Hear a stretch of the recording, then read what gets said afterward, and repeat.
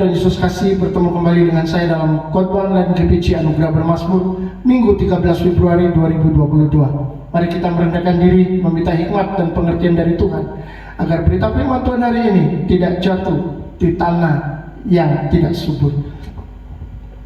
Bapa yang penuh kasih dan penuh anugerah, kami datang sujud di hadapan-Mu, merendahkan diri, menyerahkan diri, meminta Tuhan menolong kami untuk mengerti dan memahami firman.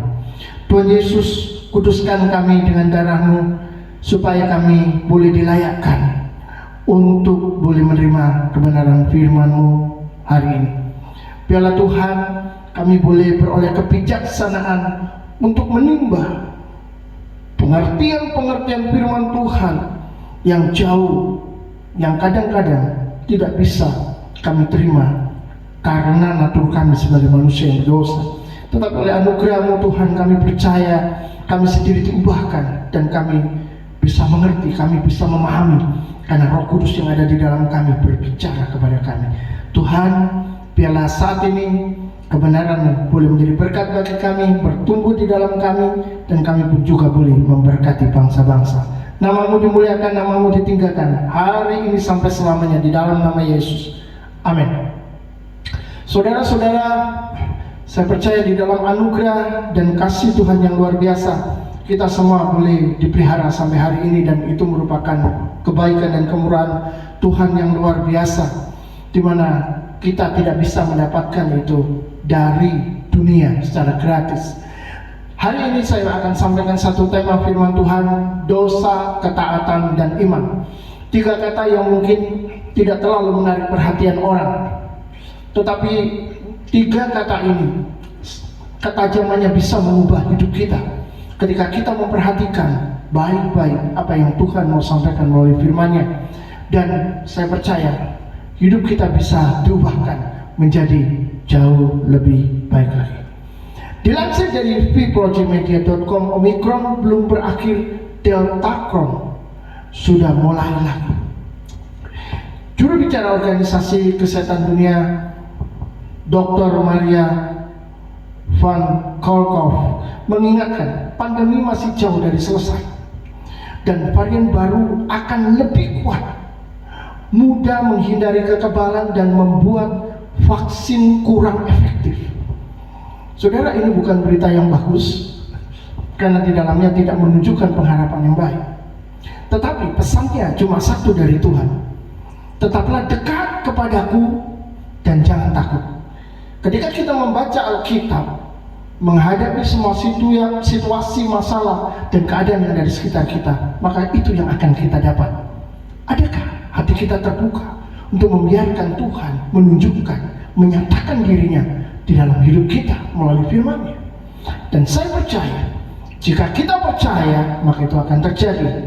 Hari-hari ini cukup banyak dari orang-orang yang saya kenal menderita sakit.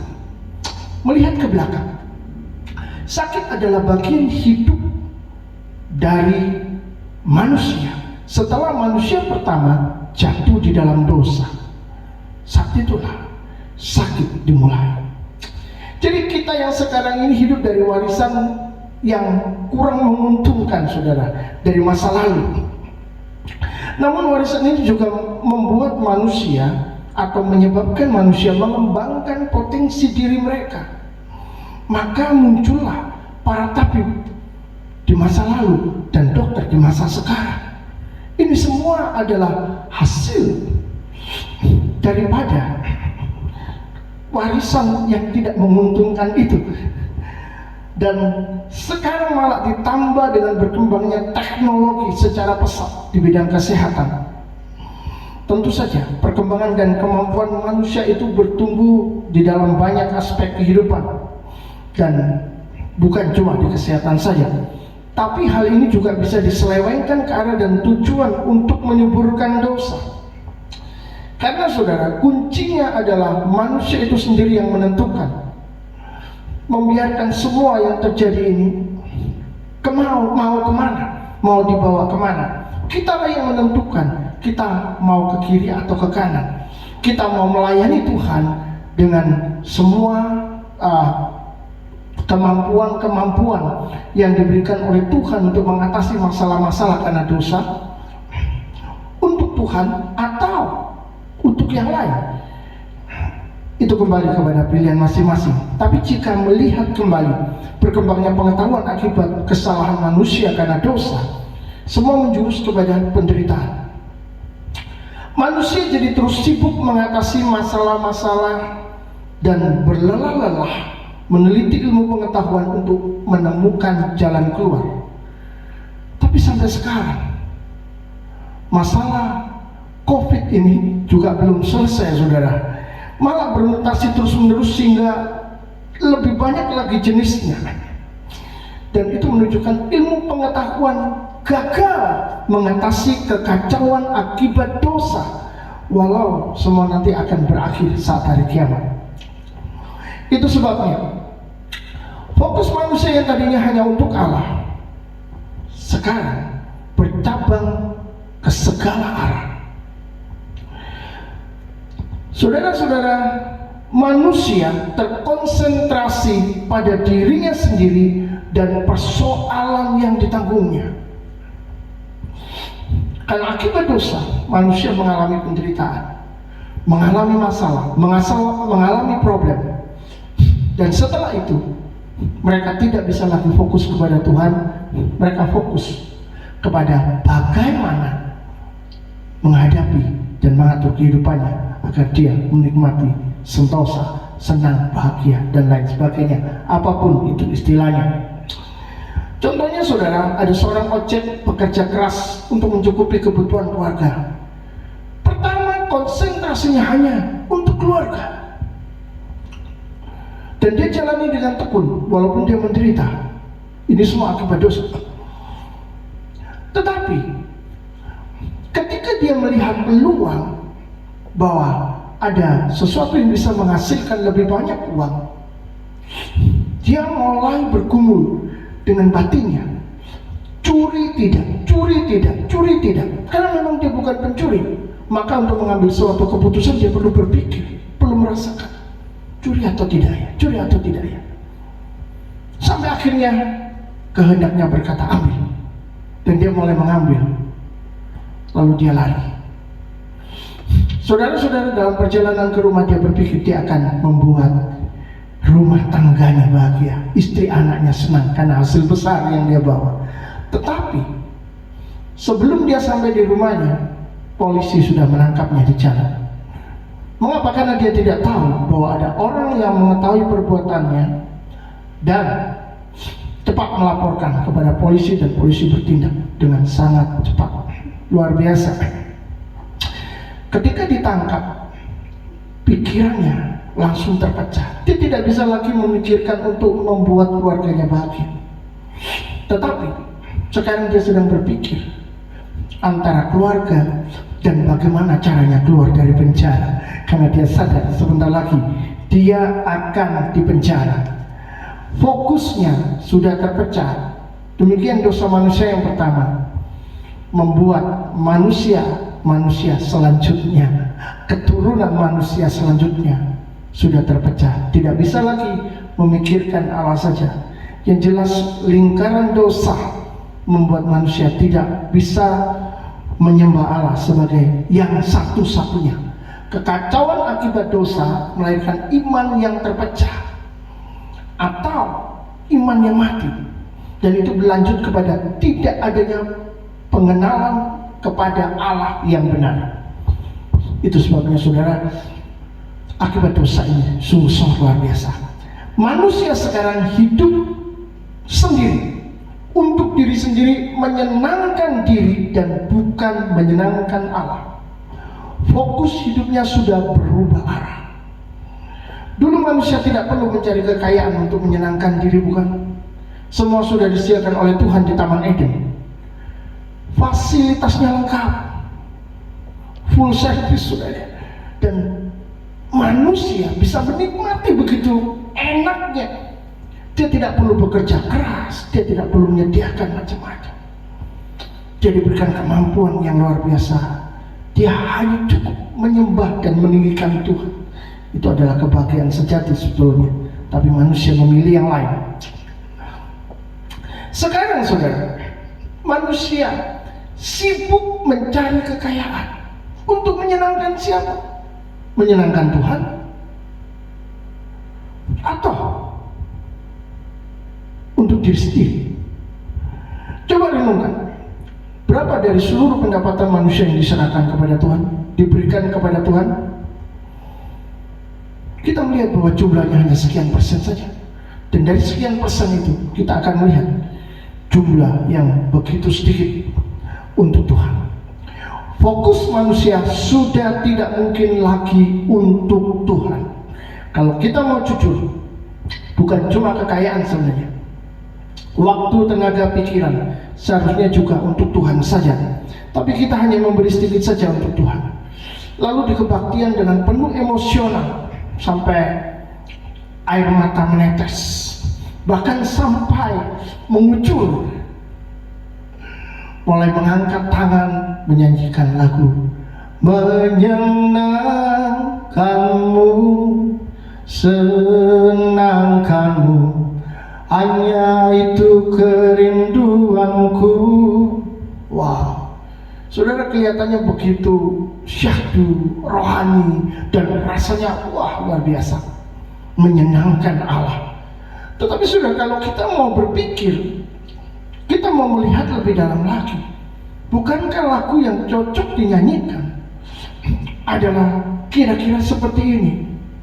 Tak mungkin pernah ku menyenangkanmu. Saudara-saudara, tidak mungkin kita pernah menyenangkan hati Tuhan. Jadi artinya ketika dia menangis, dia bukan menangis untuk menyenangkan Tuhan, tapi dia menangis, Tuhan, aku tidak bisa menyenangkan Engkau. Tapi Allah itu begitu luar biasa, Tuhan itu begitu besar, Tuhan itu begitu baik, anugerahnya itu luar biasa. Dan Tuhan mau mendengarkan pujian itu, bahkan dia memberkati anak-anaknya. Saudara-saudara dikasihi Tuhan, manusia mau menunjukkan kepada Tuhan betapa besarnya ia mengasihi dia seperti apapun, itu tidak akan pernah cukup, tidak akan pernah bisa mencapai ukuran yang diberikan untuk berkenan kepada Allah. Mengapa? Karena saat manusia merasa telah melakukan firman-Nya, dia sedang melanggar firman Tuhan yang lain. Bisakah kita di dunia ini hidup melakukan semua firman Allah dengan sempurna tanpa cacat? Saya yakin saudara setuju dengan saya, itu tidak mungkin. Mengapa? Karena natur manusia sudah tercemar oleh dosa. Itu sebabnya hanya anugerah Tuhan saja yang membuat kita berharga. Hanya anugerah Tuhan saja yang membuat kita bisa berkenan di hadapannya. Dan hanya ada satu alasan yang bisa membuat kita berkenan kepada Tuhan, yaitu Kristus. Di dalam Yohanes, Injil Yohanes pasal 3 ayat yang ke-16, firman Tuhan berkata, karena begitu besar kasih Allah akan dunia ini, sehingga ia telah mengaruniakan anaknya yang tunggal, supaya setiap orang yang percaya kepadanya tidak binasa, melainkan beroleh hidup yang kekal. Saudara, ayat ini mungkin sangat sering saudara dengar, tapi pada waktu Natalan, karena jarang sekali dibahas pada saat-saat khotbah sehari-hari.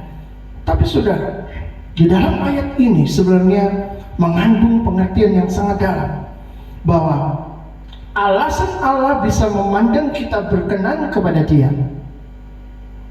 Sekali lagi, alasan bahwa Tuhan bisa memandang kita berkenan kepadanya itu adalah karena Allah melihat kita melalui anaknya yang tunggal, Yesus. Jadi Allah melihat Yesus, baru melihat kita. Itu sebabnya kita terhisap di dalam penebusan darah Kristus.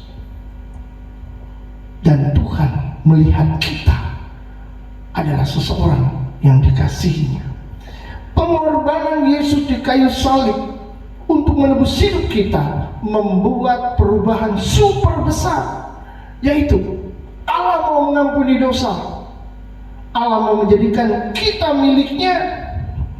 Lalu ini membuat Allah bisa mengasihi kita dan memperhitungkan apa yang kita buat sekecil apapun sebagai sesuatu yang berkenan kepadanya. Tadinya tidak ada, tadinya tidak mungkin. Kita semua manusia berdosa, kita semua adalah orang-orang hukuman, tempat kita adalah neraka.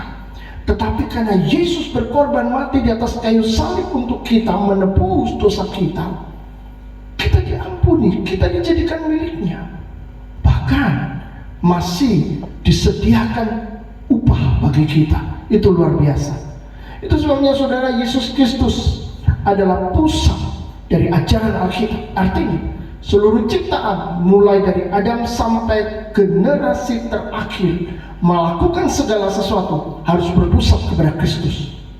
Tidak ada Kristus, tidak ada Allah. Tidak ada Kristus, tidak ada keselamatan. Tidak ada Kristus, tidak ada pengampunan. Tidak ada Kristus, tidak ada Yesus, tidak ada pemulihan.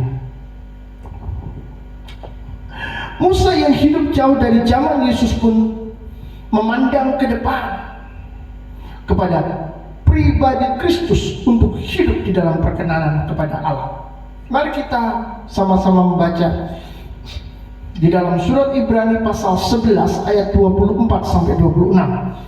Karena iman maka Musa setelah dewasa menolak disebut anak putri Firaun, karena ia lebih suka menderita sengsara dengan umat Allah daripada untuk sementara menikmati kesenangan dari dosa. Ia menganggap penghinaan karena Kristus sebagai kekayaan yang lebih besar daripada semua harta Mesir, sebab pandangannya ia arahkan kepada upah. Saudara-saudara, kita membaca dari ayat ini bahwa Musa pun memandang kepada Kristus, kepada Yesus yang diurapi. Penyebab semua penderitaan, kesulitan dan semua yang buruk adalah dosa manusia. Dan maksudnya dosa adalah melalui ketidaktaatan. Maka saudara, melepaskan diri dari dosa pasti juga melalui ketaatan kepada Tuhan, dan itu merupakan pilihan. Kitab Ibrani menyatakan bahwa Musa memilih meninggalkan dosa yang menyebabkan kesengsaraan, dan penderitaan itu dianggapnya tidak berarti karena Musa memandang Kristus yang jauh lebih berharga daripada yang ia miliki sebelumnya. Dan firman Tuhan menyatakan bahwa hal itu terjadi karena iman.